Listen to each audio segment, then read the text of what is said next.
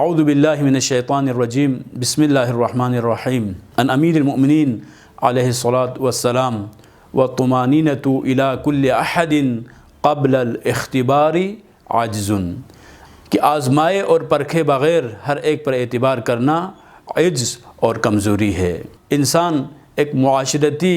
زندگی گزارنے پر مجبور ہے، اور جیسا کہ ارسطو نے بھی کہا تھا کہ human being is a social animal, انسان ایک سماجی حیوان ہے، تو معاشرے میں زندگی گزارنا اس کی ضرورت ہے۔ معاشرے کے بغیر زندگی نہیں گزار سکتا، اور معاشرے میں اسے ہر قسم کے لوگوں سے سامنا کرنا پڑتا ہے، مختلف قسم کے مسائل پیش آتے ہیں، تو انسان اپنی زندگی میں دوسروں پر اعتبار بھی کرے، اگر کسی پر اعتبار اگر کوئی نہیں کرے گا تو اس کی زندگی بہت ہی مشکل سے مشکل تر مرحلے میں داخل ہو جاتی ہے۔ لیکن کس پر کتنا اعتبار کرنا ہے، یہ ایک سوال ہے۔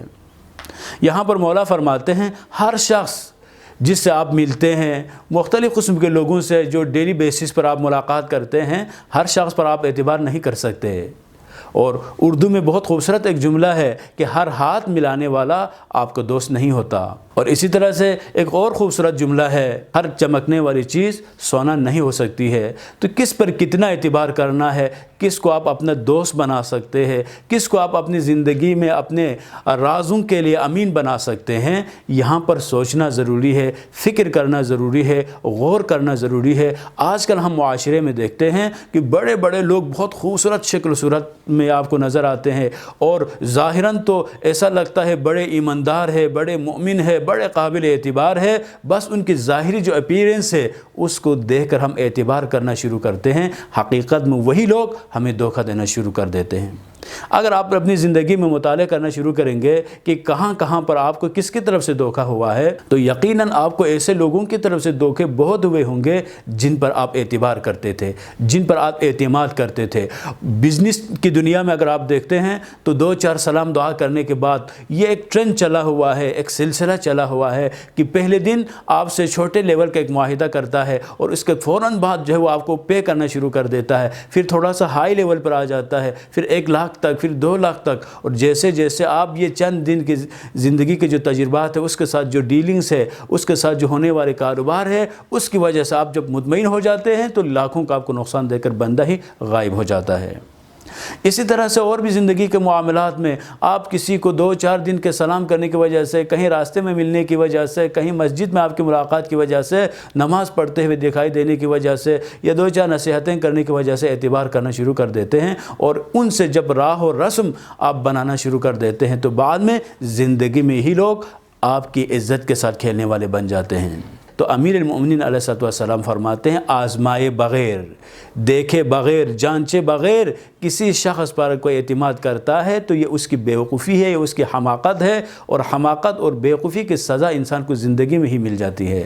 بڑے بڑے نقصان انسان کو زندگی میں اٹھانا پڑتا ہے۔ اگر آپ اپنی زندگی کو دھوکے اور فراڈ اس قسم کی چیزوں سے محفوظ رکھنا چاہتے ہیں تو ہر شخص پر 100% اعتبار نہ کرے، بس آپ نے کتنا اعتماد کرنا ہے، کام کی جو نوعیت ہوگی اسی حساب سے اعتبار کرنا شروع کریں۔ اب سوال یہ پیدا ہوتا ہے آپ اس پر کیسے اعتبار کریں گے، آپ کیسے انسان دوسرے کو آزما سکتا ہے؟ آزمانے کے بہت سارے طریقے ہیں۔ آپ ایک چھوٹی سی ایک راز کی بات بتا کے آپ آزمائیں، دیکھیں، آپ کو پتہ چلے گا۔ تھوڑا سا اس کو نقصان پہنچا کے دیکھیں کہ وہ آپ کو کس حد تک اس کے بدلے میں آپ کو ریئیکشن شو کرتا ہے، اور آپ ایک دفعہ اختلاف کر کے دیکھیں کہ وہ اختلاف کرنے کی صورت میں کس حد تک آپ کے ساتھ مناسب بیہیو کرتا ہے۔ اسی طرح سے آپ کو خوش کر کے بھی آپ آزما سکتے ہیں کہ یہ انسان اپنی زندگی میں کس شخصیت کا مالک ہے، اور کس قسم کی سٹیبلٹی اس میں پائی جاتی ہے، اور ایمان، انسانیت نامی کوئی چیز اس میں موجود ہے یا نہیں ہے۔ اگر آپ اپنی زندگی میں ہر مسکراتے چہرے کے ساتھ آپ کے ساتھ پیش آنے والے لوگوں کو اپنا مخلص سمجھنا شروع کریں گے تو آپ اپنی زندگی کو کبھی بھی دھوکہ باز لوگوں سے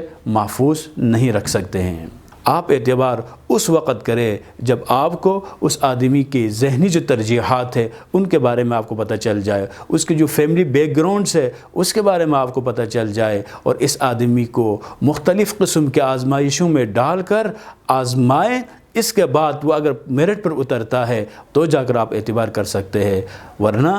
ہر چمکنے والی شے کبھی بھی سونا نہیں ہو سکتی۔ والسلام علیکم ورحمۃ اللہ وبرکاتہ۔